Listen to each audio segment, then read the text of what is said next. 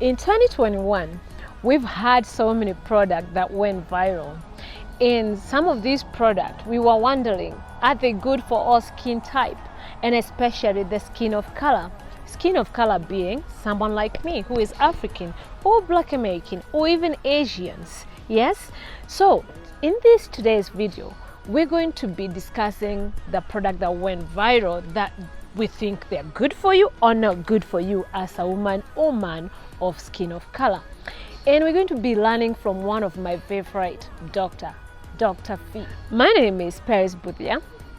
This is the Positive Pitch 254. Let's learn together. Don't go nowhere.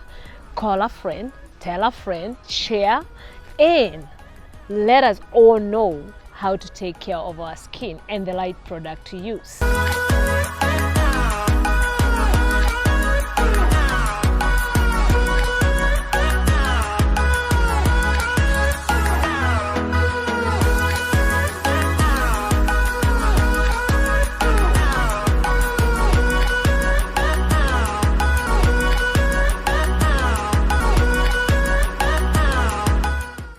Okay, so let's start off with the first product, and that's the Ordinary 30% AHA and BHA 2%. This product is still going strong. It's quite surprising. So it's basically glycolic acid 30%, a tiny bit of lactic acid, approximately 1%, and of course BHA salicylic acid 2%. It's basically the Ordinary product that's in a red solution in the pipette. It's instantly recognizable. Now, the first thing I'd say, I'm going to talk about the pros first, and it's a NAFE-safe product. That means no denatured alcohol, no fragrance, and no essential oils. These are 3 no's for skin of color. The reason being that for skin of color, because our skin reacts so quickly, we don't want to do anything that's going to irritate it. Now, when you use denatured alcohol, it is basically volatile. It evaporates from the skin, and water evaporates from the skin too.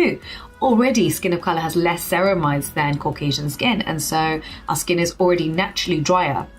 So really, we want to avoid denatured alcohol if we can. Fragrance is a #1 cause of contact dermatitis. A lot of people are going to be fine with fragrance, but for me, because I'm dealing specifically with skin of color, when we get irritation or contact dermatitis, it leads to a rash. A rash leads to hyperpigmentation, and actually for us, the pigmentation can last for years. It's not even the initial redness or rash, it's the hyperpigmentation, which is why I'm a lot more strict with skincare for skin of color than I would be for Caucasian skin. And then of course, essential oils. Essential oils are skin sensitizers. Unfortunately, a lot of marketing happens on essential oils, like, oh, it has lavender oil and it smells so good, but actually it's that fragrant part of the oil that sensitizes your skin. A lot of these marketing companies rely on smell for you to become addicted to a product and to keep wanting to purchase that product, because that smell then becomes almost nostalgic. It forms part of your routine. But the reason I want to educate on this is because I want to break that habit. You do not want your skincare to smell really of anything other than the ingredients that are in it, because what's the point of putting something on your skin that's going to irritate your skin? It just makes no sense. It's better to do nothing. These are positives with this particular product. It's a NAFE-safe product. However, they have a high percentage of glycolic acid. Now, glycolic acid is my least favorite AHA for skin of color, especially at high concentrations. I say if you want to use glycolic acid, use it at 5% or less, because it's a tiny molecule and can fly through the skin, leading to hot spots where you get hyperpigmentation in localized areas. And so at higher concentrations, this is more likely to happen, and I would just avoid it for skin of color. There are better AHAs for skin of color, such as lactic acid and mandelic acid. They're a lot more gentle. They do a similar thing. They just exfoliate the top layer of skin, but without that, irritation and inflammation that can happen. So I don't like the fact that it's such a high percentage of glycolic acid because of the potential of burning. And unfortunately, you also see the feedback on this particular product. If you have skin of color, the burn and the pigmentation left behind after just are not worth it. So please avoid this product. So the second product, which is viral, is the Inky List Retinol 1%. Now, again, I love the fact it's a nail-safe product. So again, no denatured alcohol, no fragrance, no essential oils. But 1% retinol tends to be too high for skin of color because it can lead to flaking and sensitivity. Most of us do go through this retinization period where you do have this flaking. But the problem is for us, the flaking and the sensitivity means that any other ingredient that you put on the skin can damage the skin barrier, lead to irritation and long-term hyperpigmentation. So for us, I always recommend 0.5% retinol, and that's the reason I would avoid this particular product. Are you still enjoying this video? Are you learning? Are you loving it? Because I am loving it. All right, don't forget to subscribe, share, like, call your friends, tell a friend to tell a friend. Let's learn together. Okay, so moving on to the next product, which I get asked a lot about, and I'm glad I finally get to talk about it, and it's the Ordinary 10% Argireline solution. People call this Botox in a bottle, which is probably the reason it went viral. And so, again, I love that it's a nail-safe product. This is basically acetylhexapeptide 8. It's a neurotransmitter. It's a neurotransmitter inhibiting peptide, and people think that it stops wrinkles from developing. The thing is, it's a synthetically derived product, but it only sits in the epidermis. It doesn't reach the dermis, which is where wrinkles develop. So it's never going to be more effective than injectables. I think it's a fantastic first step for your anti-aging routine. I love this product and I would recommend it. But if you think it's going to, be on par with Botox, it isn't. They're two completely different products. One thing I would say with this product is you have better penetration of the active when the skin is damp, and that's why I love toning the skin first. You want a hydrating toner that is soothing, non-irritating, has no denatured alcohol in it, no fragrance in it, but basically soothes the skin, dampens the skin, so you get better penetration of the next layer. So this is basically the Dr. Vanita Rattan Super Hydrating Toner. This is the one that I use. This is from my range, and you're basically using it morning and night before your actives to improve penetration of actives.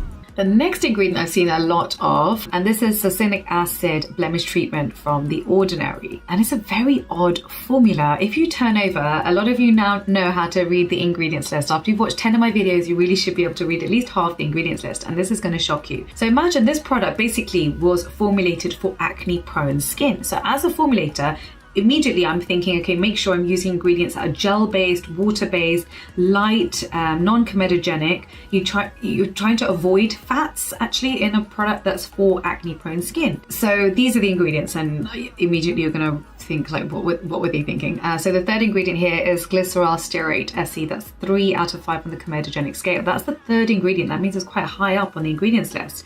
The fourth ingredient here is stearic acid, which is 2 out of 5 on the comedogenic scale. Then the fifth ingredient here is cetyl alcohol, which is 2 out of 5 on the comedogenic scale. And then the sixth ingredient here is colloid sulfur, which is 3 out of 5 on the comedogenic scale. So none of that for me makes sense. The eighth ingredient here is succinic acid, which means it's at a very low percentage.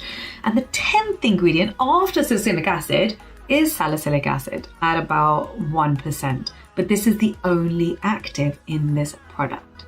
This is basically a bright green cream with 1% salicylic acid in it. And that's the way you want to look at it, because there are no other actives in this product.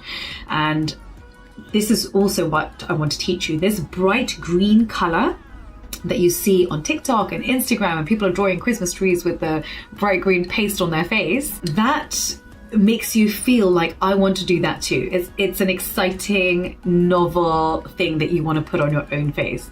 And this is really how marketing evolves. This is how these billion-dollar companies take your money, is because they make you believe just by the color or the smell or the feel that something is working. So for example, has any of you, I don't know if any of you have tried the vitamin C body exfoliator from the Body Shop, where you literally rub it and you see your skin coming off. That's not skin, that's carbomer. It's literally a polymer that they specifically put into the bottle to give you that peeling effect, but it's a gimmick. It's something that I could then put on TikTok and be like, oh wow, it works, look how bright my skin looks, and 1 million people will go and buy it. So this is basically what this whole channel is about, is to make sure that I'm hopefully picking out all of these little tips and tricks that these billion-dollar companies are using in order to take your money. And that just really, we need to put an end to that. So that's why I want you to be educated and empowered when it comes to your skincare, to be able to read the ingredients. You don't even need me anymore. You should be able to read the ingredients and say, yes, that's worth my money, and no, that's not worth my money. So my friends, did you learn something? Did you enjoy the video? How was it? Did we put effort into making sure that we give you the nuggets towards the things that you're looking to learn? I hope you have, because I have really enjoyed it. So if you did enjoy it, remember, you need to share with a friend. You know, sharing is caring. So don't just keep this information to yourself. Share with a friend, like, subscribe. Until next time, this has been the Positive Pitch 254. Remember, I love you and God love you.